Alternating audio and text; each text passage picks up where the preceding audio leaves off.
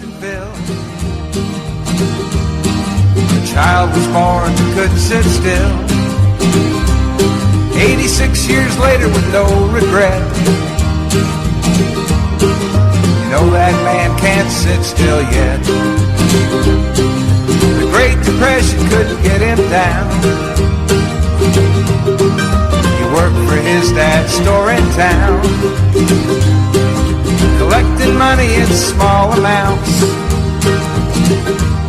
for poor whites and blacks in their furniture accounts. Stetson Kennedy wants us all to be free.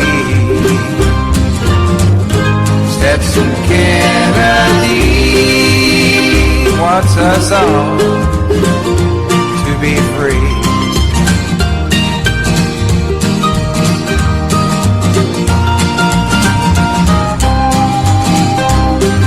As he'd collect, he'd talk to folks.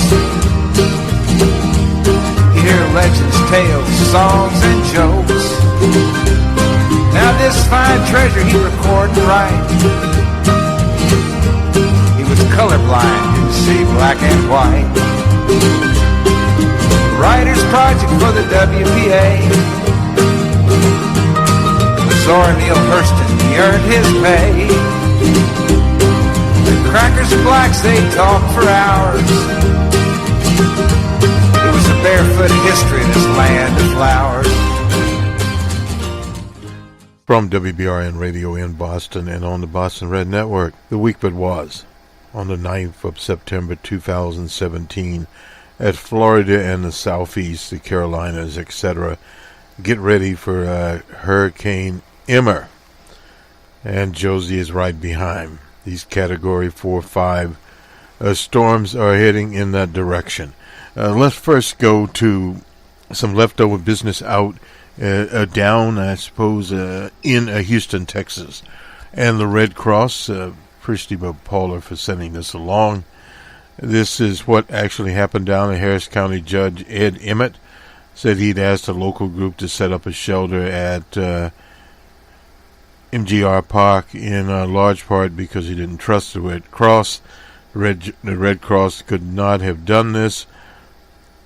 They wouldn't have had the wherewithal to do it. And this has been a criticism of the Red Cross along the line from many, many people. Don't waste your money. When Martin had finished his neighborhood at the Horseshoe, Councilman Dwayne Boykin grinned and waved a paper at him as it to cool his colleague down. Map of the Red Cross shelters lists facilities at Crossways Community Church this is the Kingwood area. Sorry about that. The councilman is Dave Martin. He represents a hard-hit Kingwood area. Had a message for the public about the Red Cross. I beg you not to send them a penny, he said. They're the most inept, unorganized organization I've ever experienced in part of a broader rant, or I would call it a statement, perceived lack of assistance from his native New Orleans. Send me your damn trucks. Mitch, this is Mitch Landrieu. He's the mayor of New Orleans. To send waste trucks westward to haul off storm debris. Martin said the local folks opened shelters and gathered water supplies to help his northeast suburban evacuees. But the Red Cross was nowhere to be found, evidently. They released a timid statement here about what they were actually able to do. They said, we had all our shelters on standby the night before Harvey blew in. We had 1,500 people on the ground. We served over 700,000 meals and snacks, probably most of snacks. We sheltered 40,000 people. But the problem was they couldn't get there because of the floods. Now, here's what the problem is to begin with. To use these NGOs like the Red Cross, that should not happen. FEMA should have a national network of shelters already pre-set up in areas that they know it will happen, i.e. Houston and in South Florida, those areas. Supplies, FEMA has laid some supplies in, but they can use things like emergency airlifts to certain facilities and get those in, and not rely heavily on these churches, etc. Now DJ Trump wants to reimburse them. Something did not happen with Katrina, and did not happen with Sandy. This whole idea of national disasters needs to be visited, needs to be fortified, because what's happening here, and we'll get into this in a minute here, on climate, Bill Nye, the weather guy, rules here. There's not going to be any argumentation about climate change from here on out, because the evidence has come in. And it is here, and most of this evidence had been stated as one 2006 study, which we'll get to, is already out there. And in Florida, the Emperor of Insurance, Scott, who's the governor there, had told people not to mention the word climate change. It doesn't really matter. Now he's telling people about the severity of the storm. It's like the old running back pounding the line of a defensive team. Hit once, they know you're there. Twice, 3, 4 times, the team gets tired. So here comes Hurricane Irma. Josie's behind it, and there's a third one out there also. So these hurricanes are coming in. As to what damage they do, difficult to predict. The old Limbaugh was talking about calling it fake news. That in other words, it's on the theory that if it bleeds, it leads. Well, storms bleed, no doubt about it, and it leads. A lot of coverage. Even DJ Trump verified that. But beyond that part of the issue is the issue of sheer damage and potential loss of life. Not as much in South Florida as in these underdeveloped countries in the Caribbean. And their totals so far, now we don't have the final totals, were minimal. Now it's in the Galapagos Islands in Cuba. The Cuban government has been prepared for these disasters, and even with their preparation, you're going to have some loss there. But in places like South Florida, Palm Beach, where Limbaugh lives, those things should be taken care of. He has now got his fat ass out of South Florida after telling other people that it was a hoax. It's not a hoax. It's based upon what is science, and as Dr. Bill Nye said, science is science. And all of this fake news and what they have been talking about is making a business case for ignoring things. Now, part of the problem is with this clown, I forget what his name is, the Environmental Protection Agency, erasing or relaxing certain regulations will not help, because these storms will continue to come in as sea levels lower. And, of course, the earthquake season hasn't hit. Mexico has had the 100-year earthquake, which could hit California. This is one of the big problems with the whole Republican idea of disasters, the libertarian idea of just providing police protection, etc. The problem is if states like Texas and various other states, they don't have the wherewithal to provide billions of dollars of aid to their citizens. That is the role of the federal government, and only the role of the federal government. And thus DJ Trump, knowing that his properties in South Florida would be hit, they now have $15 billion that he signed off on Friday, led by the leader Schumer and the House Minority Leader Nancy Pelosi of California. So that part is taken care of. But the problem is that you see is additional storms coming in, additional amounts being rolled up, and it's all a matter of the national budget. Now, the Republicans would yell that we need to have offsets. Cannot happen. The budget in a modern industrial capitalist nation has been cut to bare bone. So you have to look at these issues as they are there, and you can't go back to a Calvin Coolidge budget program And remember what happened with Calvin Coolidge. You got a depression. R to D.W. Bush. You also got a depression there. So in other words, these programs are out of date. This whole idea of low taxes, etc., offsetting a domestic budget just will not fly as more citizens are affected. Now in South Florida you will have more. In the Carolinas you will have some flooding involved there. It's only a matter of how much they have and how many dollars are taken out there. Now this proposal by DJ Trump to move to private insurers would never fly because they would be bankrupt, as LBJ would say, in a New York proverbial minute. That's pretty damn fast. Let me go to these studies while we're on this part of it. We'll go back to Montana. Big wildfires out west. The impact of anthropologic climate change on wildlife across the western forest. This is part of our coverage of Montana. Well, let's first go to Montana, and we'll get to this part. You'll see some firefighters doing what's called a strategic burnout operation planned for Rice Ridge.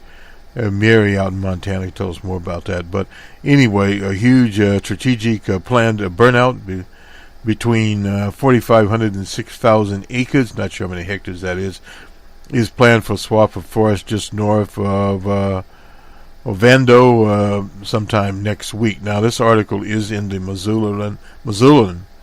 David Erickson is the writer on the 8th of September. Most of the burnout will take place north of the Forest Service Road 477. That is near Seeley Lake in Lolo National Forest. I'm not sure where Lolo is. Again, I'd have to ask Mary about that. As of Friday, the blaze was only 5% contained and has cost $33.8 million.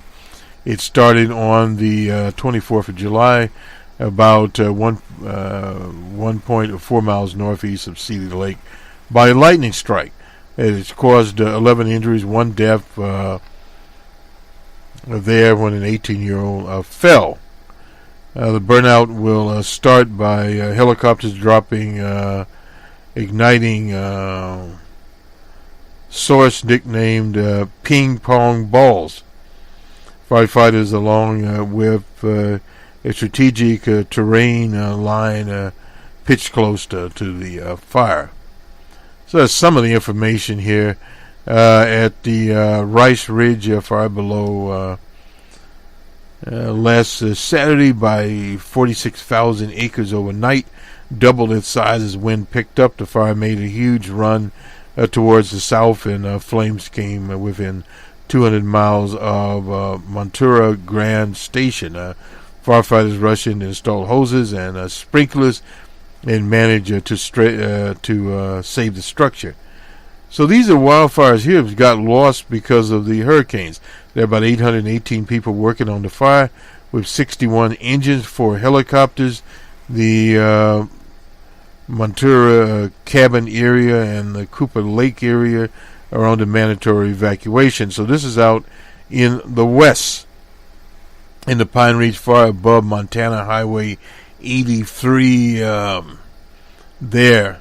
Nearby Liberty Fire in South Fork Primitive area, that is southeast of Arley, is burning 23,211 acres and has cost $16 million. That's is 17% contained. That is from the Missoulian, the wildfires out west. If we look at it from the Washington Post, a combination of climate change, land management has fueled an increase in wildfire activity dating back to the 80s. Client scientists, and we'll get to that in a minute here, a decade ago from the Columbia University, a colleague there, A. Park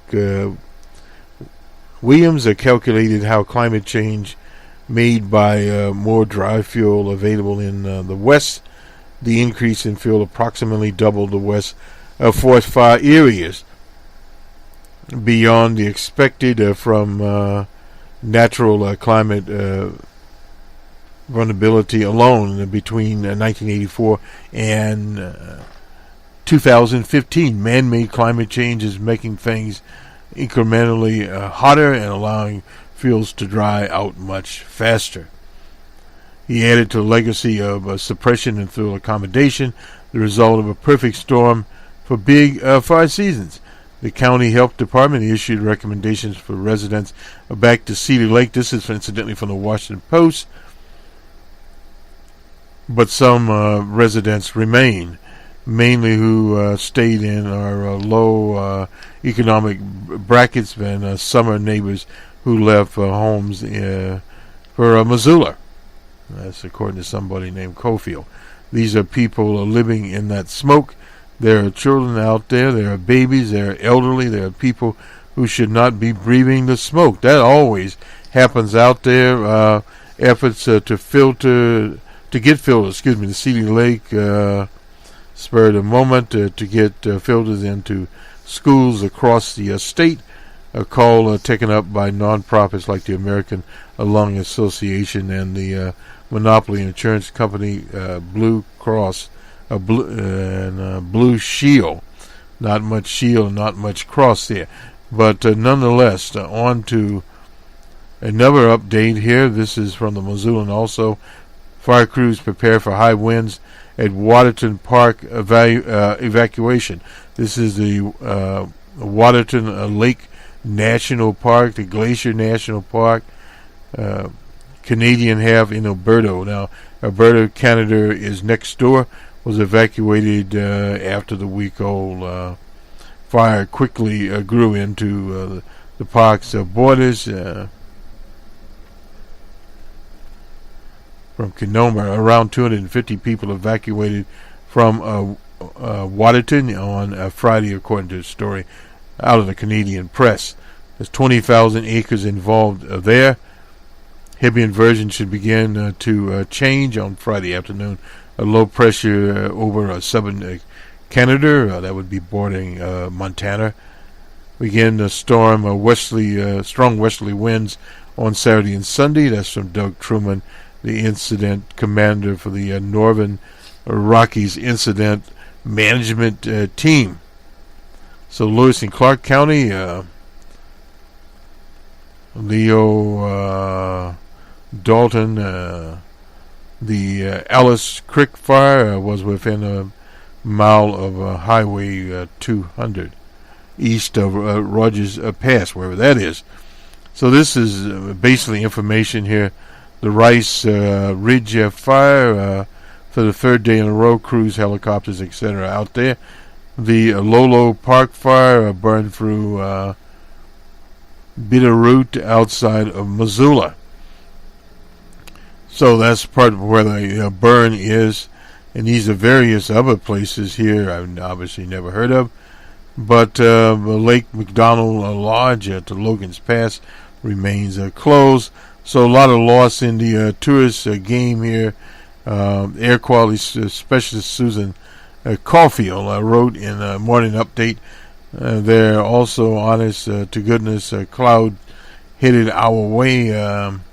We are unlikely to see any measurable precipitation from them, but it is awful nice to see evidence of increased atmospheric instability. Let's see. The Sealy Swan High School students will not return to campus next week. The Missoula County Public Schools announced on Friday. So, here we go.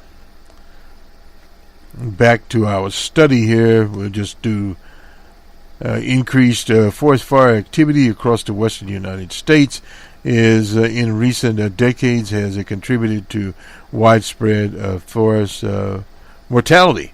Carbon emissions, periods of degraded air quality, substantial fire suppression expenditures. Although numerous factors added to the recent rise in fire activity, observing warmth and drying have significantly increased the fire season fuel, fostering a more favorable fire environment across the forest system. We demonstrate that human-caused climate change over half of the documented increase in fuel arity since the 70s, and double the cumulative forest fire area since 1984. This analysis suggests that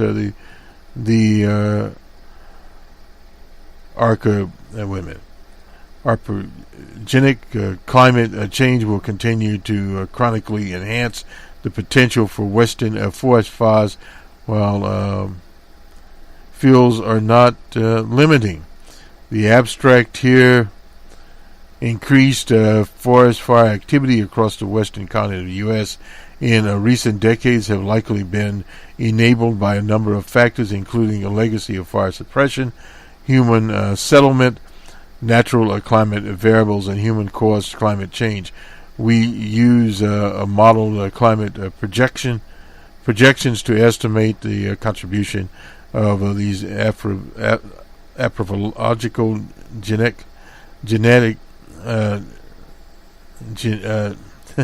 anthropogenic climate change to observe an increase in 8 fuels identity metrics and forest fires across the west. Anthropogenic increased in temperatures and vapor pressure defies a significantly enhanced fuel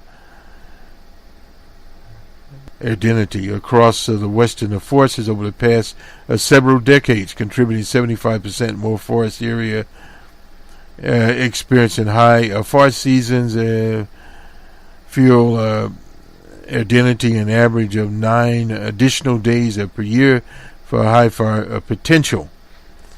We'll skip that one, and we'll finish this study up here.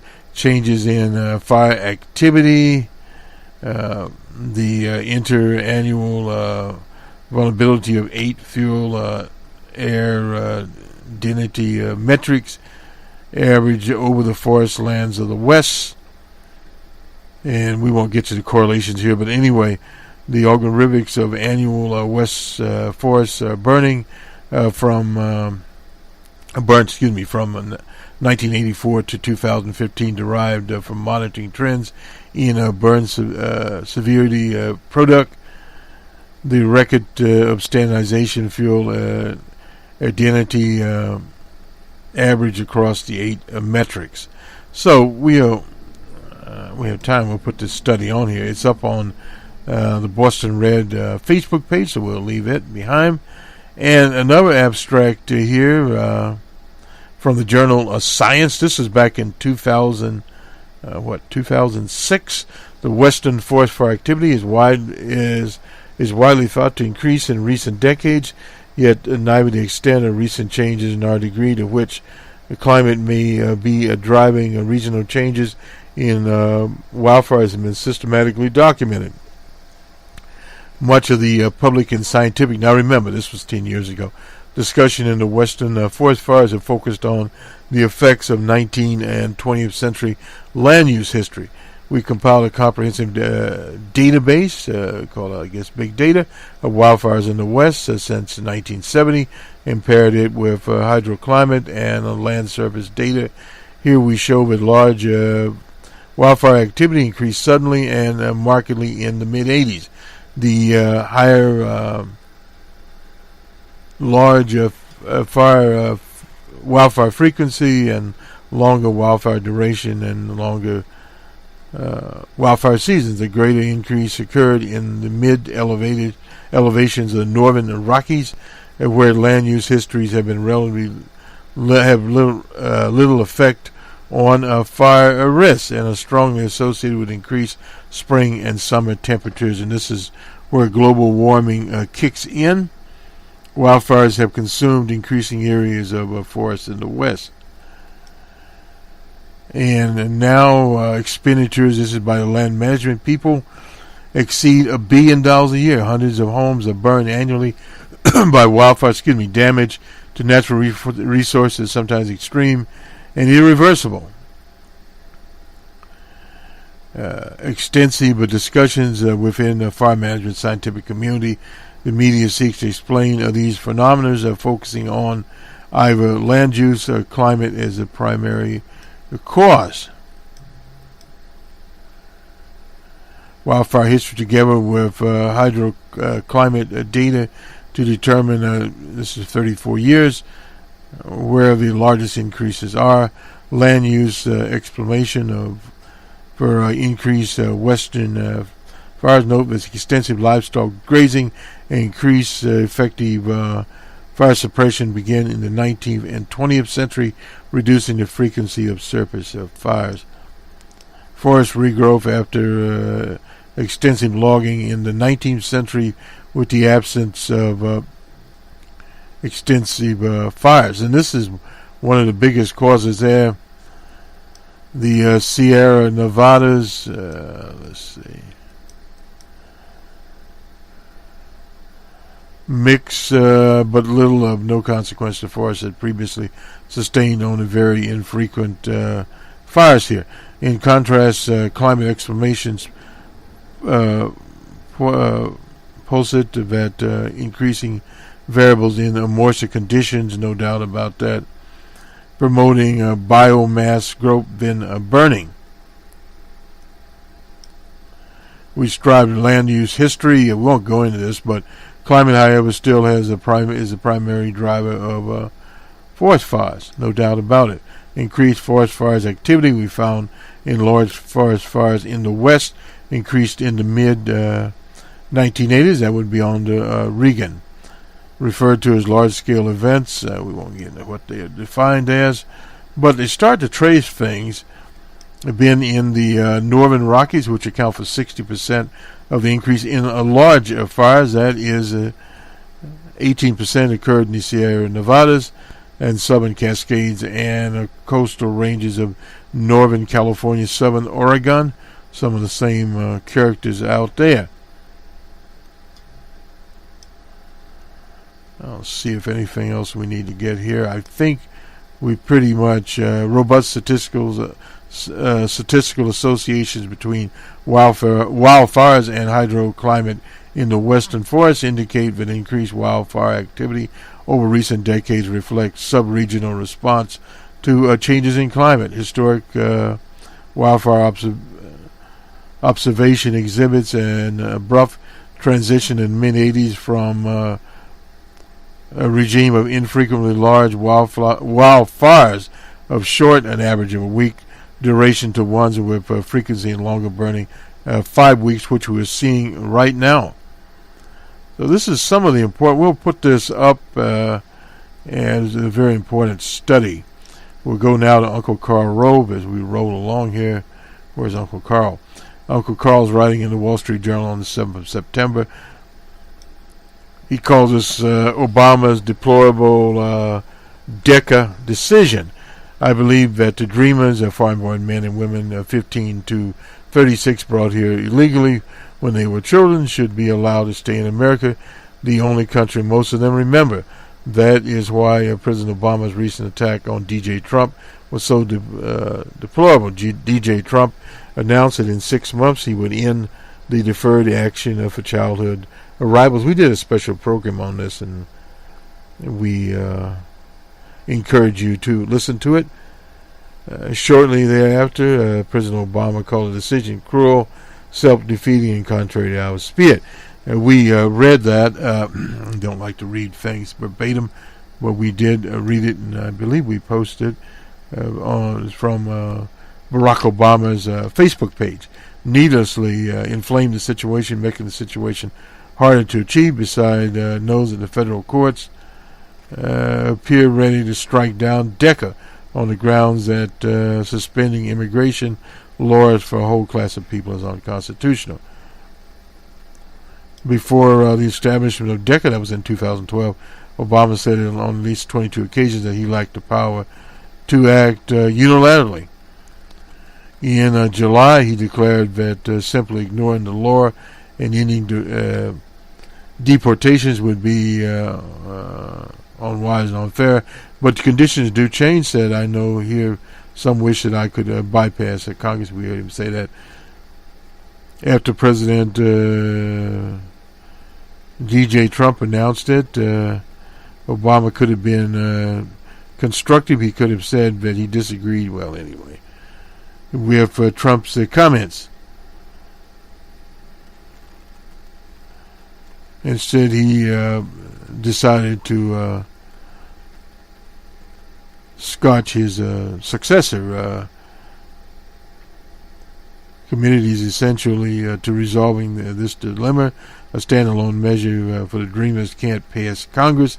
Neither can a comprehensive immigration reform bill, which might pass a bill making trade-offs to satisfy immigration advocates and reservationists alike.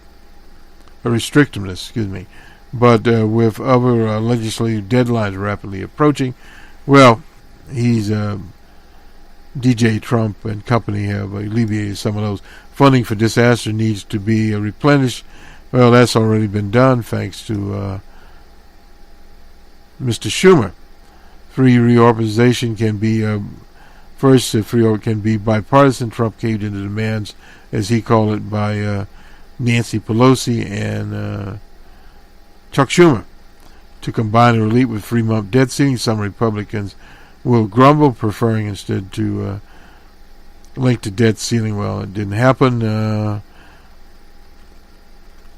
would increase through the midterms elections, but at least pressure those Republican Democrats inclined to vote irresponsibly against any debt ceiling. Most Democrats will oppose whatever budget resolution Republicans offer, since its passage would create a procedural opening for tax reform to pass the Senate with only 51 votes on the reconciliation. They've been using reconciliation, the Republicans. If this is allowed, the old Mitch McConnell to dodge a filibuster on tax reform, he still must limit the defections only to 2 senators. He has to get to 52 senators. Even then, tax reform isn't locked to pass the House after demanding regular order for months. The Freedom Caucus now threatens to bypass the Ways and Means Committee. Wilbur Mills used to incidentally chair that one. You look him up. He was from Arkansas. To offer its own tax package.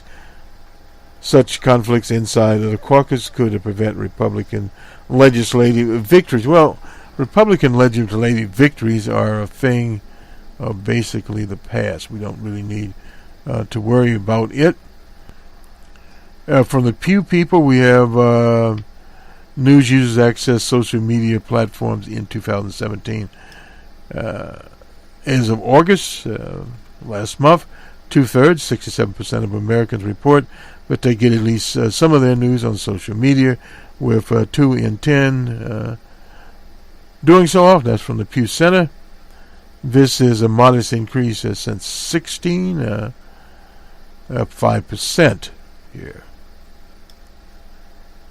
You have an increase amongst Americans who are older. Let me see here. While a small increase overall, this increase is driven by substantial increase amongst older Americans, less educated and non-white. The study is based upon surveys conducted August 8th through 21st. 4,971 people for the Pew People. For the first time, the Senate survey, more than half, 55% of Americans age 50 and older reported getting news from social media. This is 10% higher than the 45% in 2016. Those under 50, meanwhile, remain more likely than the elders to get news from these sites. Moreover, 3/4 of non-whites, 74%, get news on social media. Boy, the fake news is there too. That's up from 64%. A lot of that is associated with smartphones, the move to smartphones.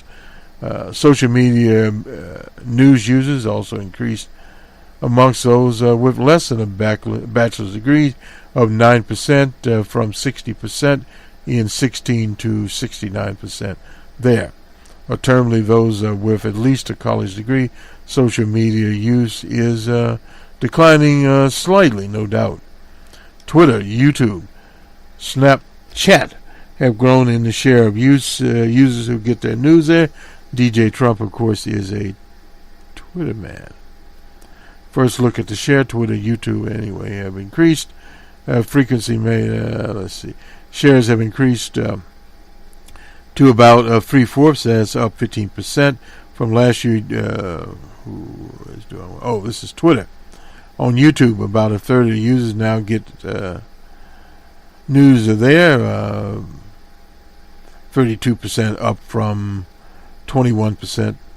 And Snapchat, I'm not familiar with that one, but anyway, increased 12% to 29% is the least of the few. Growth in these free sites following investments the company had made overall last year in developing their news usability. Twitter, in addition to getting nearly daily attention from the president, no doubt. And YouTube has launched and expanded YouTube TV. We're on YouTube also. We'll do a better job with YouTube.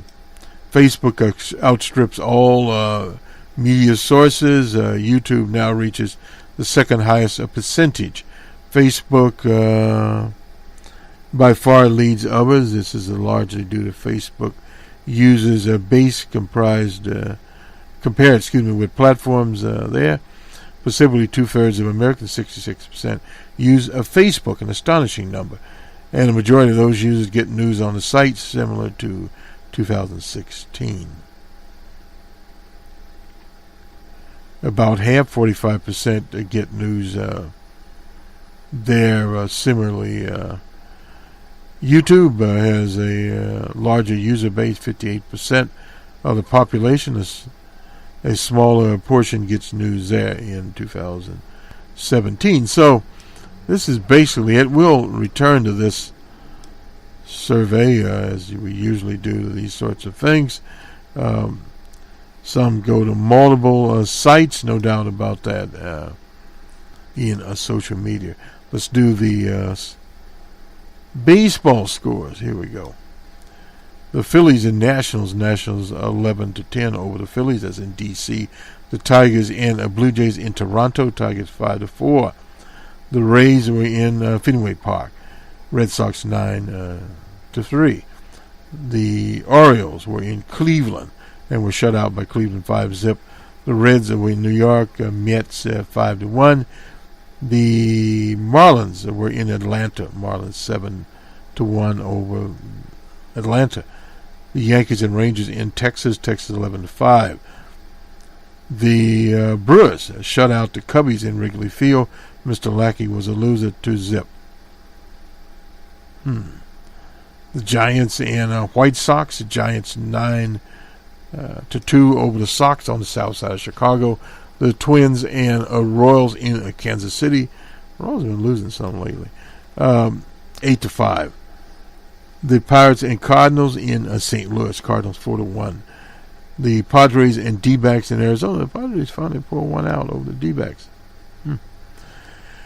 10-6. And the Astros and Athletics out in Oakland. Oakland wins one over the Athletics, one of the hottest teams in baseball, and definitely in the American League, 9-8. The Angels and Mariners in Seattle. Mariners 4-3. The Rockies and Dodgers, a game we turned down. The Rockies finally pulled that out.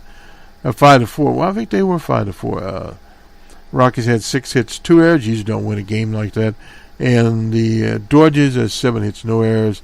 The winner was Russian, Mr. Jan Debish was a loser. And Mr. Holland got the save. That'll do it for sports, and that'll do it for us. Have a good weekend, everyone. We'll see you on the Monday Morning Quarterback as the Boston Red part of WBRN Radio.